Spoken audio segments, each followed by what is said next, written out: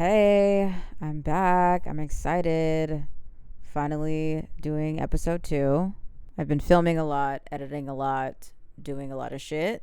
So, yeah. But I really didn't want to neglect this podcast because I really like having one and talking my shit. This morning, I actually was just on the phone with Apple, like trying to troubleshoot stuff because I haven't recorded on my laptop in a really long time. And I'm actually using GarageBand this time. Back in the day, I used to use Logic. I had that down kind of to a science. I didn't know how to mix and master my songs when I was recording music, but like I knew how to utilize my mic and my interface and whatever. But um, you know, ever since I got my new laptop, I was supposed to rebuy Logic because on my old laptop it was torrented or some shit, and it just like wasn't transferring to my new laptop, which was kind of like an embarrassing moment when I was calling Apple about that a while ago. Anyways, basically, as far as the music goes, I don't have Logic anymore on my new laptop, and I would have to buy it. And basically, I kind of had to like remind myself of like how to fucking utilize my mic and interface and the software or this DAW. But we're gonna move forward. Nobody gives a fuck about that. But speaking of Logic and DAWs and music, I want to talk about it. So, yeah. So I've been writing and singing music since I was like 6 or 7 years old. My cousin taught me. It was her, my older cousin, and then my like. Okay, so it was the eldest, and then the one who's a bit younger than her, who's like a year and a half older than me.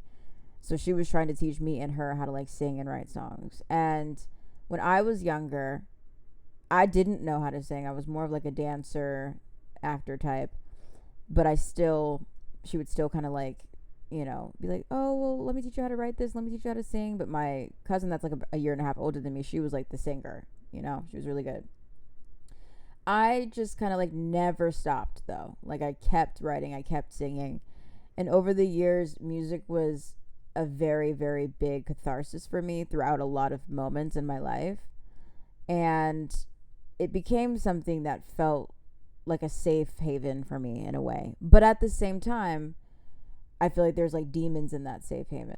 My pursuit of wanting to do it, I mean, for the longest, it had nothing to do with fame or trying to become famous. And even now, it doesn't have to do with that. It was always more so, I want this to be my life. But in my younger years, it was kind of like my moment of solace, my diary, my way to let out my feelings and whatever. And then once I was 19 or graduating high school, I was like, wait, I need to do something with this. I don't really know that I want to keep this like tucked away. Like I'm really happy with the stuff that I write, and I want to put this out. And to this day, I mean, I have hundreds of songs that have never been released, and it's not because I don't want them to be. I think it's a mixture of me being a perfectionist and also just not having the fucking resources. And it's so crazy because earlier last year and even earlier this year, I've had a couple magazine interviews, and I've said the same shit in each interview, and I'm kind of like tired of hearing myself say it because I don't want to continue to reiterate this reality. But I also can't, like, I need to take accountability. Being an artist or being a creator isn't fucking cheap. Okay? And I feel like people get kind of wary when it comes to talking about money, being like, oh, like, don't be so open about the fact that, like, you might. Why? Like, we all fucking are going through it. We all know what this economy looks like. Like, I don't. When it comes to like taboo shit, I'm such a like just say what the fuck it is kind of person, because we all know, like, we're all thinking it, we're all going through it. You know what I mean? Like, I don't really like being around, I don't know, this idea of like skirting around what's very fucking real and true for so many people. Now, but at the same time, I can understand not talking about certain things in order to like, maintain your privacy and uphold a certain reputation. It just depends on how you look at it. But Jesus fucking Christ, like, anyone who's doing it knows you have to have fucking bread. Studio time, shoots and promo, equipment if you do decide to do shit from a grassroots standpoint and do it at home, doing shows, which, yes, of course, there's free open mics. But when it comes to doing shows, a lot of times, especially in Atlanta, you have to fucking pay. What else? There's so much shit. even just the logistics of a shoot for the promo, whether it's like getting the fucking actual studio, the photographer, the clothes, the accessories, the props, like putting it on these distribution platforms. Sorry, I'm like tripping over my words. But all that to say, oh, not to mention, it's not even just about, oh, let me pay to record the song. Let me pay to get it mixed. Let me pay to get it mastered. Like, everything is so fucking itemized, fucking expensive. And I think a lot of artists nowadays are just doing it themselves because of that. But the doing it yourself, here's the thing. There comes this crossroads, I think, with a lot of artists, where it's like, I like you know who you are, kind of a thing. It's like, okay, I like to write songs, I like to sing, or I like to play instruments. And then the idea of like mixing and mastering and recording, that shit in and of itself is a mastery, a skill set, a complicated academia, if you will, where they're like, I know what I like to do, and this other shit is taking up so much time that you either just suck it the fuck up and learn it, even though that's taking away from your ability to write and sing, which is what you actually love, or you pay someone to do it. And I think for me, it's like, okay, I'm honestly tired of hearing my own damn self complain about it, because it is what it is. Like, you either can figure it the fuck out or have someone else do it. And for a long time, I'm like, okay, I'm just gonna have someone else do it, because yes, I do have a little bit of a background in like producing a little bit, but like, it's so funny when I talk to people about the idea of production, because they're like, oh, do you produce your own music? Do you pay for a producer? Fuck no. And you can tell that the people that ask that, unless they're in the industry, have no idea how expensive that shit is. Per song, with the hundreds of songs that I've written, I would spend like at least, I'm going to YouTube. I'm using the free beat. Fuck that. Like, I have bills. I have other shit to pay for. I have medical bills. I have this, I have that, whatever. And so I'm not even going to touch on the production thing anymore. More so just about the recording and the mixing and the mastering. That has been my only thing that I've really needed to like outsource, if you will. But teaching myself, it's like, I really think a lot of these artists on TikTok that are releasing their own music and are indie are doing it themselves. But then in my head, I'm like, everyone wants to say like, oh, YouTube University. Okay, but let's talk about it. When you go on YouTube and you're looking at mixing and mastering videos, which I have done many times, because a song is so custom, like when you're mixing and mastering a song, it's a very like idiosyncratic thing. It's not like, unless you just want to have like a copy paste ass sound, like if you want to sound exactly like fucking Lil Baby or Future or whatever, like sure, you probably could just put a quick preset in. But as a singer, and in terms of like, when I tell you this shit gets so fucking intricate, if anyone who doesn't do music were to see all of the intricacies of a typical DAW, even the most basic DAW, and a DAW is basically, I forgot what it stands for, but essentially like what you're recording on. You've got the compressor, you've got all these little knobs within the compressor, you've got plugins, you've got this. It is like thousands of fucking capabilities and knobs and volumes and like components to this shit that like, I feel like you can kind of understand where I'm coming from in terms of like, this is why I need to have someone who's seasoned and knowledgeable about this to help me, because it's so intricate that it would take me forever to learn it. But then I'm like, okay, I feel like I'm sounding negative, because I do feel like some of these indie artists on TikTok that are going viral every 2 seconds are learning it. But I'm like, send me the video, like send me your mentor, you know what I mean? Like, I'm like, what are you doing? For example, there's a song called Spit in My Face. I forgot the artist name, but like, it sounds fucking good, and I can just tell he recorded that shit at home, did it himself. But like, not saying I can tell in a bad way. Like, I think I watched some of his content and I was like, I found out that he did it at home, but it sounds really fucking professional and amazing. So I'm just like, all these little youngins are doing it. I'm like, I want to see whatever it is that you're watching that was able to help you get from point A to point B, because it's fucking complicated. And I'm not exaggerating when I say that, but like, maybe I'm overcomplicating it, you know? Now, I do think also that me being a perfectionist fucks me up a lot. But another thing I want to mention, and this is something that I've noticed happen for a long time. I look at other people that are artists. I was gonna say make music, but I need to specify. Are artists, like they sing or write, or they like write. They are an artist. I sometimes will like sit back and observe like how they got from point A to point B in terms of putting their music out, and I've heard from a couple of people that they've had the same issue. When you are working with an engineer, and it's either an engineer that's like super fucking busy, he constantly has clients, to where like you're not getting your music back very quickly.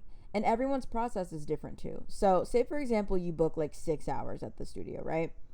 And say you're able to record the actual music in like 2 to 3, and the other half of the time, which is kind of sprinkled in, they're mixing and mastering on the spot, kind of a thing. So you can kind of like live real time hear it as it's, as you're recording it and as they're improving it, if you will. Because mixing and mastering, it's kind of hard to put into words, but it's essentially like perfecting it so that it's sounds good on the radio and on all different platforms, kind of a thing. The audio is right, the levels are right, and it also has the custom sound that you want it to have, essentially.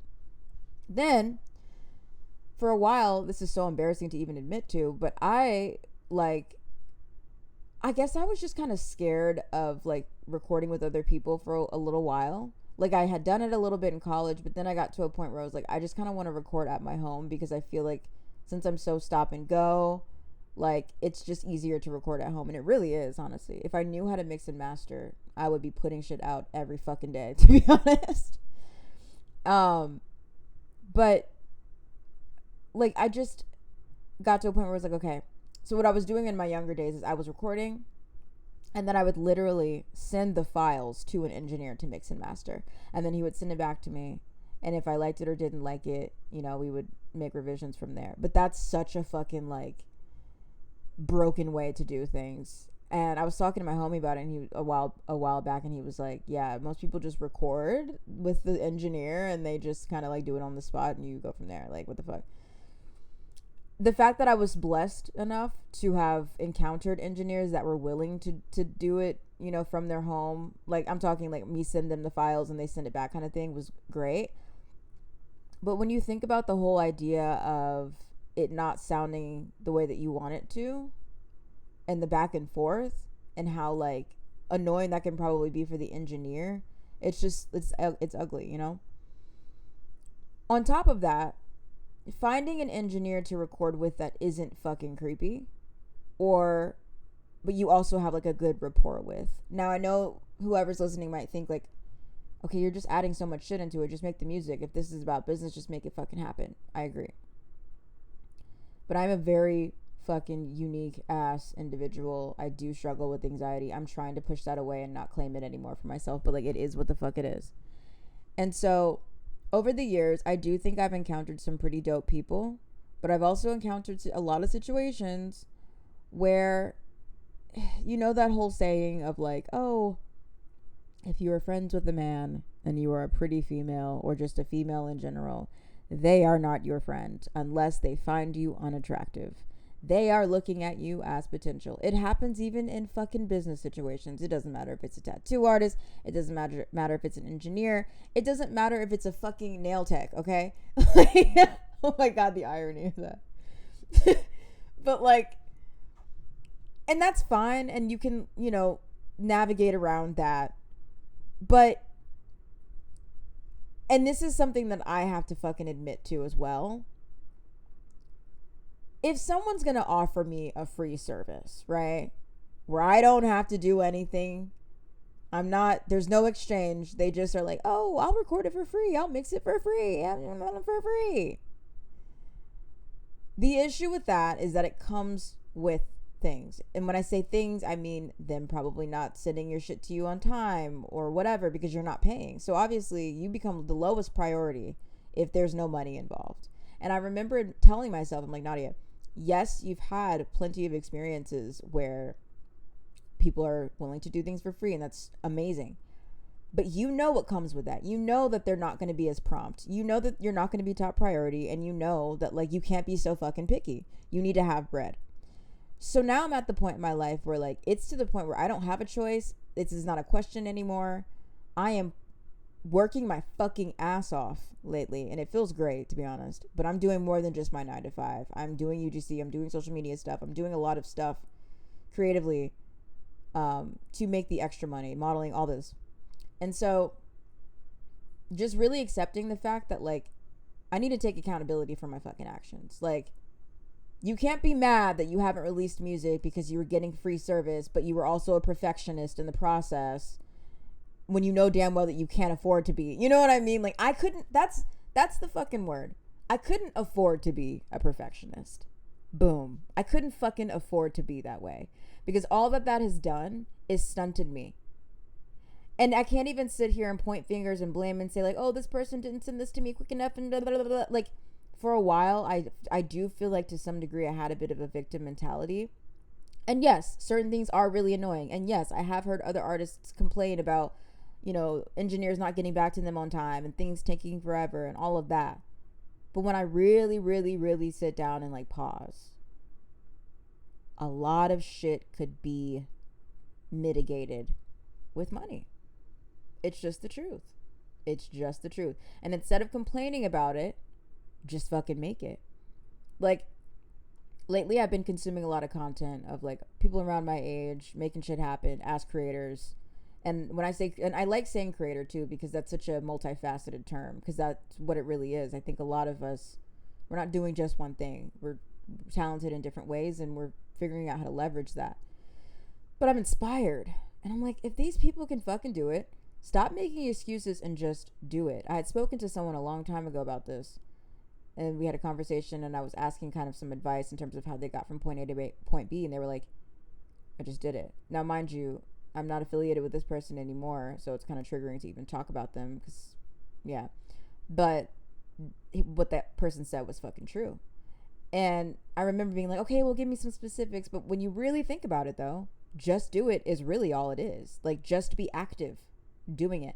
And because once you get the ball rolling, things just start to kind of generate in your mind in terms of, like, the next steps of stuff. You know what I mean? Like, you'll get inspired to ask certain questions. You'll get inspired to create things in a different way. You'll learn different editing tricks. You'll figure out, like, where to go and where to be. You start to attract certain things. But just being in the action of it and putting yourself out there really does, like, that's the impetus of it all. And so for me, like, I haven't stopped writing music, but I'm also like, okay, I still need to be strategic to some point. And with me doing all this other shit, like UGC and modeling and all these things, yes, I really love doing those things, but it's really for the music. It's really so that I can fucking pay for studio time and pay to get mixed and mastered and pay to be priority, so that I can afford to be a perfectionist. I can afford that shit finally, kind of thing. But, you know, I was gonna, like, hop on this fucking episode and, like, be like, oh, like, these are my frustrations. And yes, I have had a lot of frustrations throughout doing music, because I do feel like to some degree there's a bit of an energetic block every time. But it's so interesting to me how, like, I can perform certain things and I can show certain songs and whatever. I know that if I had certain things in place, that it could be fucking crazy. And I'm like, not that I need, like, so much recognition, but I know that I could make a living, because my goal from the beginning was to just make a living doing what I love. But it's so funny how, like, I can show people certain things and perform and sing, and I cannot tell you, if I had $1, and this is not to sound narcissistic, but let's just say I've had a lot of people in my life that have been like, yo, like, hit me up, don't forget me when you're famous, kind of a thing. Now, let's talk about the whole fame aspect, though. Fame is not the goal. Now, granted, fame is relative, I guess you could say, but I definitely don't care to be, like, an A-list ubiquitous ass celebrity. That sounds terrifying to me. I think the life that I live already is fairly isolating, but I do think that kind of magnitude would be depressing, to be quite honest with you.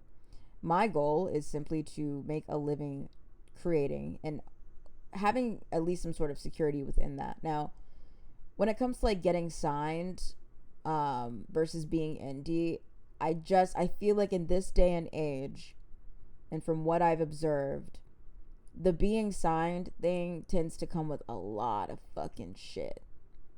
I mean, bullshit, basically.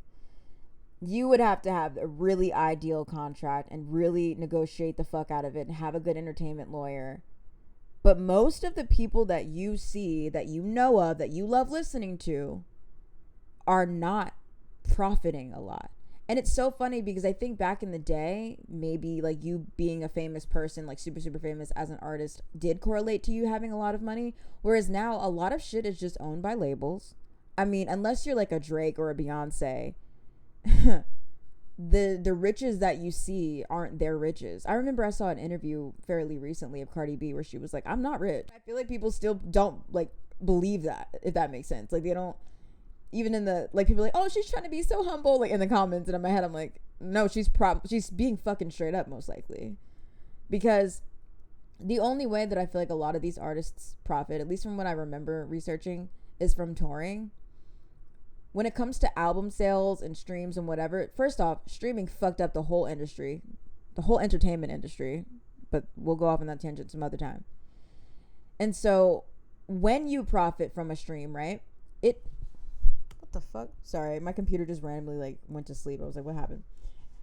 When you profit, it has to go through the label, all of the fucking people that are working, whether it's the songwriter, the producer, the this, the that, and I'm talking, it's a lot of fucking people.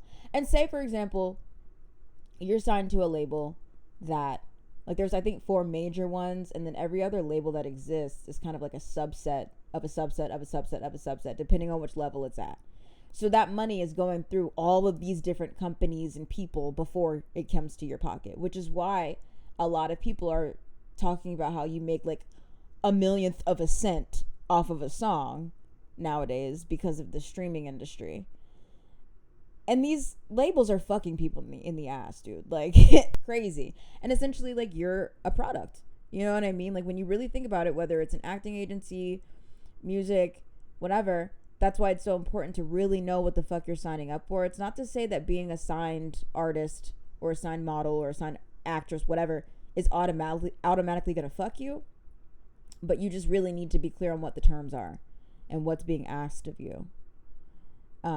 Because if you really, if you think about it from the business standpoint, like say you're on the business side and someone signed, you're trying to profit off of the artist that you have signed, artist, model, whatever. So you're a product, period. And like, even when it comes to modeling, I think back to times when people are like, oh, like the industry's so bad. Like the fact that they're trying to make them all skinny, it's fucked up and it is unethical. But if they can't fit the sample sizes, like you are like a hanger to them, like a lot when it comes to the modeling industry and fashion and whatever. And I remember when I would have these conversations back in the day, like, yes, of course it's sad. And I don't recommend certain people go into like high fashion and whatever because it is fucked. But like, it's almost like people aren't understanding the fact that these are businesses at the end of the day that are trying to profit. Like you can cry about it all you want and say that it's fucked up all you want. But like it sounds kind of naive to me because it's like it's really no different than like them pushing out other products. Unfortunately, humans are just involved and that happen to be those products. And you have to be a certain size to fit certain sample sizes for the shows and for the pieces and whatever. It's fucked. But it's not fucked if you choose to go in a different direction. It's not, and thankfully with modeling and fashion, I do think that the industry has opened up a bit more to where people don't feel like they have to succumb to being in high fashion and being stick skinny anymore. I think we're making progress with that. But even with that, I feel like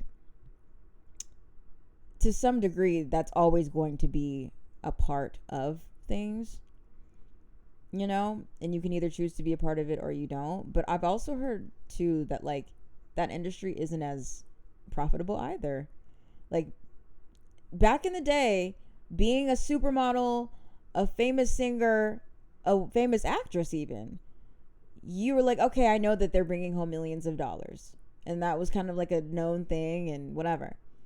But the streaming industry, and as the years have gone by, I'm hearing more people say, like even the bitch from Euphoria, I don't mean to say bitch in a mean way, but like the girl who plays Cassie was talking about how she was like, I'm not like, I have to pay my publicist this much, and I have to pay for my house and this and that. Like, she was almost speaking like a normal person. Like, I don't have millions of dollars kind of a thing because of the streaming industry. You're only getting paid as an actress on streaming if you are like a super, super, super big actress or actor.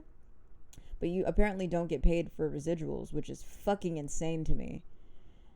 Like, I wish that I had done more commercials and stuff as a kid and gotten deeper into that, because if that was the case, I would still potentially be getting paid on residuals. But because everything is streamed this, streamed that now, things have just changed as far as profit for the people that you see on screen or that you hear on the radio, like, or that you see in the magazine. It's crazy. I have heard though that like with modeling, editorial makes the least money, but commercial makes the most. So, I mean, there is still some, you know, there's still a space for money to be made, if you will. I have gone off on the largest tangent. I'm literally just talking like off the dome. This is what I tend to do on these podcasts, or what I plan to do. I tried to plan it out a bit more, but it's kind of difficult because it's such a like long stream of consciousness kind of thing.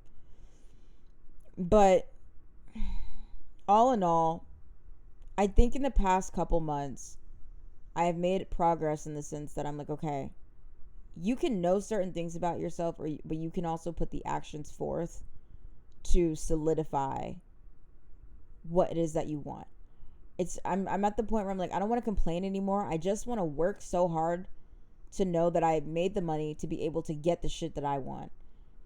I think I was behaving as like a fucking baby before, thinking like things should just fall in my lap just because I got blessed in the past with like free services and things like that. It's like, bitch, you're an adult. Like, fucking work. You know what I mean? Like, shut up. Do what you got to do. Make the money. Keep your morals intact. And make shit happen. Stop complaining about it. Just do it. Just do it. That's the moral of that is the moral of the story. Just do it. I can't keep blaming people and whatever. I do want to say this though. And this is like me like choosing my words carefully, because it's like I'm not necessarily trying to blame anyone else, but I almost feel like if there have been any roadblocks as of lately when it comes to music and other shit that I have going on where it involves me hiring other people, I feel like some of that is, this is going to sound crazy, but due to my own mindset. Like, because I've had this like victimish mentality for like a minute, and like the way that I've been behaving has been kind of like, woe is me, like what the fuck, like I keep getting blocked, whatever. I think that might have been why potentially certain things have happened, in addition to like just the way that I've been behaving. Like, I can't fully blame everyone around me. Like, I gotta take accountability at some point, you know? Like, so when I really just accept that for what it is and realize like I have improvements to make, and once I'm a little bit more consistent in my ability to improve and make shit happen and be kind and be diplomatic and be organized, I think things will change inevitably. Because another thing that I want to take accountability for is the fact that there's times when I'm like recording and I'm just fucking talking, and it's such a like thin line, because with music you have to be able to vibe with who you're recording with to some degree, because if you don't, it's gonna sound like it. Like, you need to feel really comfortable, because if you have anxiety, it's gonna sound like it in your voice. If that person isn't making you anxious and they're chill, you can tell. But like, there's levels to it, and I can't just like go to shoot. I can't just cancel shoots and be like, oh, I don't feel good. Push yourself, bitch. I can't just go to the studio and be like, oh, I don't feel like recording this last part, I'm bored. Push yourself, bitch. Like, you know what I mean? Like, it's not everyone else's fault. I have to take some accountability for the fact that I'm not always on, and I could go harder. I could push harder. Thankfully, lately, I feel like I've been a lot more disciplined, because I have noticed that there's times where I don't feel like doing shit. Like, I didn't really necessarily feel like this recording this podcast, but I was like, okay, I gotta put out another episode at least. But I'm pushing myself, and I'm pushing past the discomfort, because the reality is, as we get older, the responsibilities are going to increase. And if we are not training ourselves to push past the discomfort and just expect everything to be a quote unquote soft life, like the bullshit that I keep fucking seeing on TikTok, which granted, it's relative. Some things you do need to let go, but you also need to have discipline, period. You need to push past things when you don't feel like it sometimes. A lot of times. It's how you build character. It's how you get stronger. I don't mean in extreme cases where you're just fucking killing yourself over some shit. There's, once again, there's levels to it, right? But, you know, I'm just at a point now where I feel like I'm in a bit of a sprint phase of my life where I'm just going for it. Probably because I'm about to turn a year older and it's giving me fucking anxiety every day lately. But I'm making it happen, dude. I'm making it fucking happen. And I'm happy with just the journey of it all. Not even necessarily some sort of destination. Yes, I do have goals, but I will admit I feel like I find a lot of joy just in the journey of just fucking doing it. And like the other night I was like up till 4 a.m. because I had been editing for a long, long time, like hours. But even though I felt like I ran a fucking marathon, I was happy that I did it. I was like, I liked being able to say like I was up editing for hours. You know what I mean? Like I liked that because I was doing something. I was productive. That's beautiful to me. And I'm also working on other stuff outside of music that a lot of people don't know about. I have a few separate brands right now that I'm building. There's also a piece of me that likes not talking about certain things too, because I don't know, as I get older, I'm just coming to notice that like it's better to just move in silence. There's this concept that I heard, and I've heard it a couple times, where if a person says that they're about to do something, it does something psychologically where it tricks the brain into thinking that it's already been completed. So it really is best to not say it. It's one thing to talk about it generally, kind of, but once you start getting into specifics, you can end up fucking yourself over because you kind of might have tricked your brain into thinking it was already completed, but you didn't fucking do anything. Don't say shit until you did it. You know what I mean? For the most part. But it feels damn good to be active. I think some people around me have gotten slightly offended though about the fact that I don't really want to tell them what's going on, and I feel like they probably feel like I'm coming across sketchy because I want to like not talk about it too much. But the main reason too is because like people don't understand things, and I'm protective over this shit. I'm gonna be honest. I'm really protective over the career in which I'm trying to curate because I feel like the times in the past I have had support in different ways for sure, but lately things just feel off. And I feel like some of the people around me, maybe I'm paranoid or weird, but like some of it feels disingenuous. And I think for many years I pushed down or was in denial about certain things, in terms of like how people view me and the things that I like to do. But I think certain things are just kind of coming to a head lately to where I'm like, I don't want to tell you what I have going on. Cause like whether I sense jealousy or like this weird, like ridicule kind of energy, you don't deserve to hear about anything I'm doing. Like that sounds terrible, but like that's how I'm starting to feel. And it's almost as if I'm looking at this stuff that I love doing as like a child, and I'm protecting my baby from like these fucking people. I'm not saying everyone's horrible, and obviously I do talk about things sometimes. But I think one of the reasons why I'm looking at it in such a protective way too is because these things are things that I have done for decades technically. And because I've done them for so long, no one understands the level of like how these things affect me and how these were my outlets in moments when no one else was there for me. You know what I mean? So it's like, I can talk to you about it, but you don't understand how important this shit is to me. Does that make sense? Like, I'm not just gonna tell everyone everything, especially if they're not in the industry, because it's like it's kind of a fucking pointless ass conversation. I can talk about it to some degree, but I can't tell you how many times I've talked about something that I've been doing lately. Well, I haven't really done it a lot, but sometimes I just feel like this energy of like, okay, like, because they literally have no idea, they don't understand it, and that's fine. But this is why I don't want to talk about it. It's almost, I don't know. I feel like I'm going off on a tangent, but like I'm just really protective of it. But I'm happy that I'm doing it.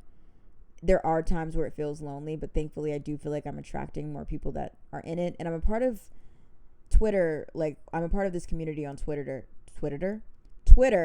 of other people in the same space. So that's been very like, that's been amazing. Like I love it. Every single day I get motivated being on there, seeing all these positive things. We're supportive of one another. We help one another. It's amazing. And it's crazy because I was going to do this stuff without having a Twitter. But I was like, you know what?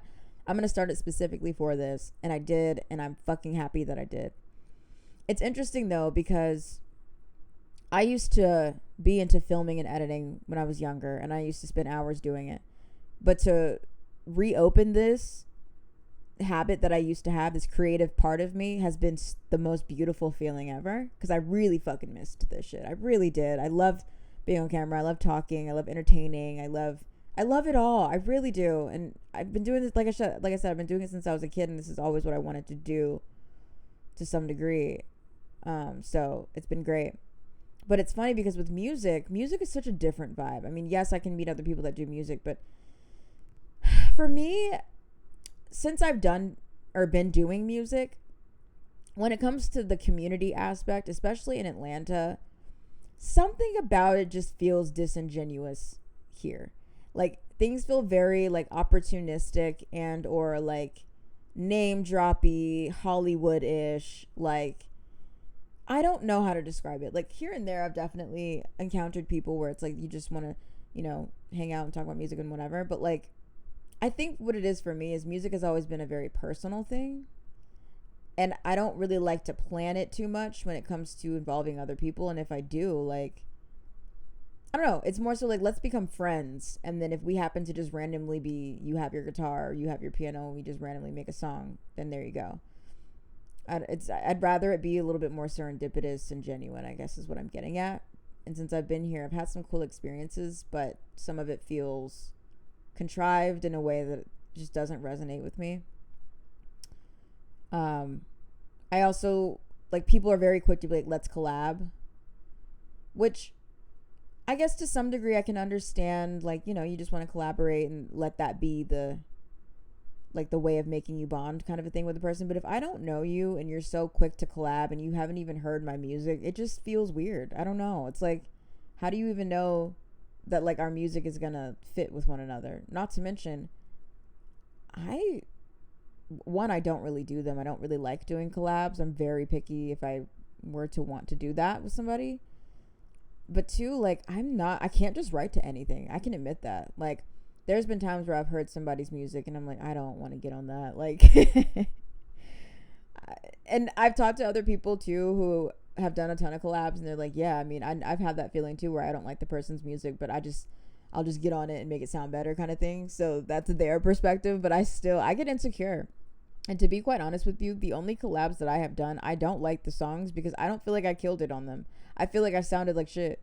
But I did it for these people because, like, one person's because that's the homie and I love him. And the other person, because that was, like, my first time trying to, like, step outside the box. But, like, to be honest, there's really only one to two people, three, that I have wanted to do collabs with, but I don't really prioritize it in the sense that I'm like reaching out to them and I'm saying like, let's get on this song together, because like 99% of the time it really is just a personal thing and the song just comes out of me and I write it and I move on. So it's also a proximity thing. I mean, if we're not close and I don't absolutely love every bit of your music, listen to it regularly, kind of a thing, and it's also compatible with mine, then a collab is probably not going to happen. But I also feel like I'm limiting myself. Like, I do want to, like, step outside the branches a little bit. Branches? Box. Damn, I am rambling like a fuck. But anyway, I think that's enough. I think I'm going to end the episode. I don't know how long I've been recording. I'm hoping I at least made it to, like, 30 minutes. I want to do an hour long one day, or at least 45, but I don't know. I need to plan shit out a little bit more if that's the case. I did a lot of rambling on this episode, but at least I put it out. I also used a mic this time instead of just my phone, so there's a little bit of an upgrade there. But yeah, I'm going to edit this now, and I'll be dropping it soon. So y'all have a great rest of your day.